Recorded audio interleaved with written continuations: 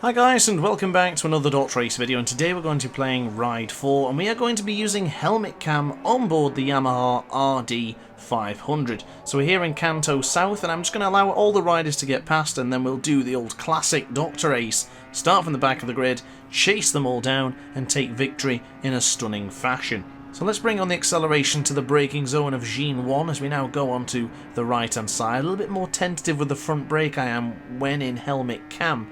From the third person perspective, I'm pretty strong on the brakes, but in helmet cam, I do feel a little bit weaker within this perspective. But we're now going to the right hand side. I'm going to try and dive up the inside of Nicholas Banshin as we try and line it up. A little bit of contact made there. Rubbing is well and truly racing on DrAce's channel as we bring on the acceleration. I'm going to try and go around the outside here within the helmet cam. Can we get the job done to then flick it up on the left hand side? We certainly can.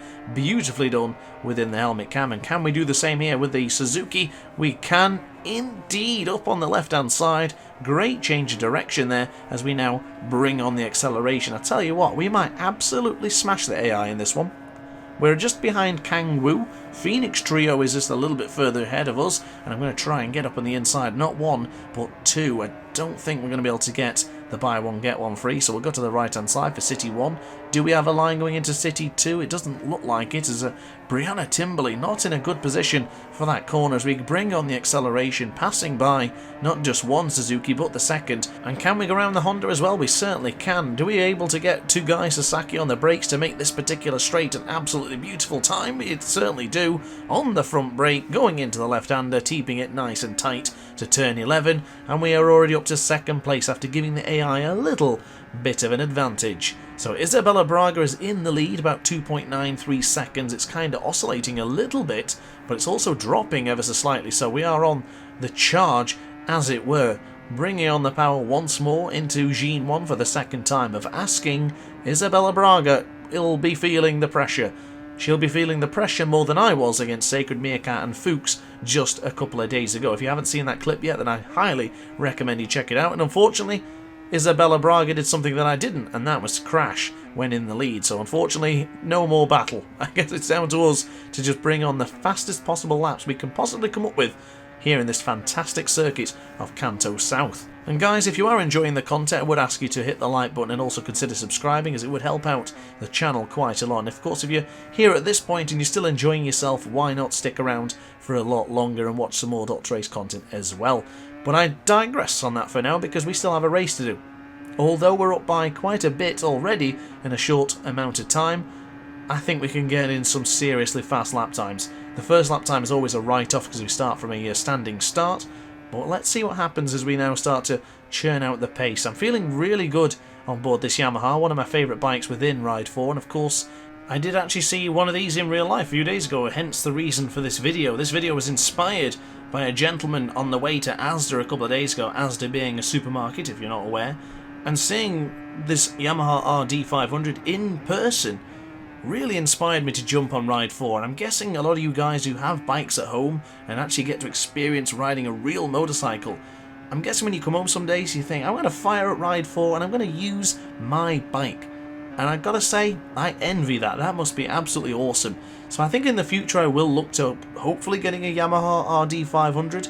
I was really impressed with the condition that this gentleman had this bike in. Sadly, I didn't get a chance to speak to him because we were driving on the way, as I just happened to see him as I was glancing past. But honestly, it looked really great.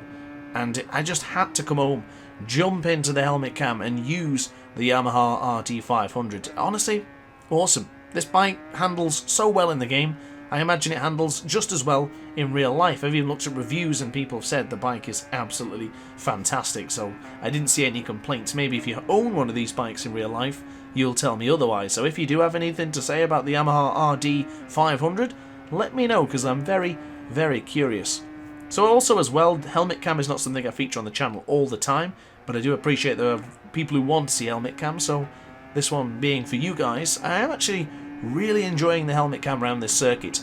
I think it gives you a different perspective from the third person. It feels tighter, it feels more difficult, but most of all, it's still just as enjoyable and just as fun as the third person perspective. Now, I'm not the one to subscribe to the theory of that third person is bad and first person is the only way to play the game. Play however way you want to. Even use the little bonnet cam that you get sometimes, you know, the one without any bike at all, it's just like a camera being held at the front of it. I'm not a fan of that particular camera, but if you want to play like that, then go ahead and don't let anyone judge you. But upon that note, I am digressing a little bit, because we are still charging for the fastest lap of the race. We set that 1:41.934 on the previous lap, but I don't think we're going to improve it here. So across the line we will go. Much slower, 1.1 seconds we did lose. A couple of mistakes here and there. The tyres are getting a little bit warmer, getting a little bit slippier as they do degrade ever so slightly. But on this penultimate lap, I have a good feeling. Let's try and go for it in this one. If we crash, we crash. If we blow up, then so be it. But I'm sure we won't. I'm sure we'll be pretty solid on this particular lap, and I'm sure for the next one. So into Gene 2. Pretty controlled so far, smooth on the acceleration, running zero electronics as always, only a bit of engine brake on being on number 2, but anti-wheelie and TCS are both at 0. So we lost 0.2 of a second in the first part, not too bad, but I'm sure I can get a bit more time going into this next part. Maybe a little bit late on the brakes for the left-hander, maybe a bit earlier. Let's see what we go for here as we now go into the left-hand side. A little bit too eager on the acceleration. You're seeing the bike slip a little bit. That's me getting a bit heavy on the right trigger.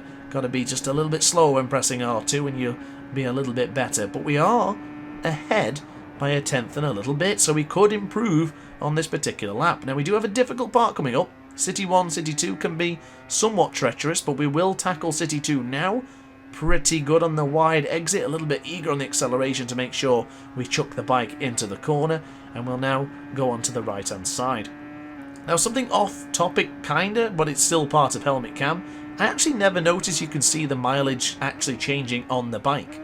I've never really paid that much attention, but you can see the mileage actually changing on the bike as we move. That is such a small but fantastic detail from Milestone. Major props for that. I always really appreciated how the brake fluid would bounce around when moving on the track. And that's another one I really approve of. I'm really happy with that, and seeing that has made me smile. Unfortunately, we didn't actually improve the lap time. We lost a little bit of time, but still very consistent, and still 7.5 seconds ahead of Brianna Tremblay, so nothing to worry about, nothing to really lose focus upon. We can just literally concentrate on finishing this race in the best possible way, and the best way we know how to. So let's see if we can still improve the lap time. I am pushing a little bit more, but I am kind of struggling to keep the speed going. I'm losing a bit in a few corners, getting a bit eager on the acceleration, and we're already down by 0.5 second, so it's going to take a miracle to improve the lap time now as we get a little bit too close to the wall there and absolutely clatter ourselves into the barrier on the left-hand side. That would have bloody hurt, and the craziest thing about that is earning a penalty for it. I don't understand why this game does that sometimes. I guess it's where the bike goes and how it positions itself. I'm not entirely sure. I have a video of Macau very, very soon, and for some reason I touched the wall on that, and I get a penalty for doing the exact same thing. So very bizarre, but we are still in the lead. That's how dominant we've been, and of course, if you're going to ask me, it is on 120% difficulty. And another question I always seem to get, there's no setup. This is default setup for the Yamaha RD500. But I am going to take a look at suspension settings very, very soon in another video, so stick around for that one, because I'm going to try out a few suspension stuff and a few different gearing, and we will see if it makes a difference or not, so stay tuned for that one. But for now, we are going to be finishing this Grand Prix here in Kanto South, and we actually managed to get that lead almost up to 5 seconds once again, so pretty dominant performance from us. Ignore the crash, it happens sometimes, I am human, but I'm not perfect.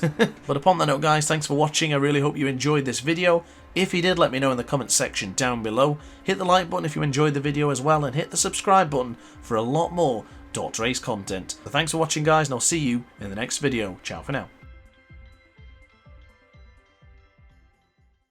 Oh hi, didn't quite see you there. Good to see you're still here. If this video didn't quite set your appetite, then why not watch some more DrAce content by clicking the video shown on screen now. Furthermore, if you would like to follow me on social media, you can do so now with the links down in the description. Consider subscribing so you don't miss a single DrAce video.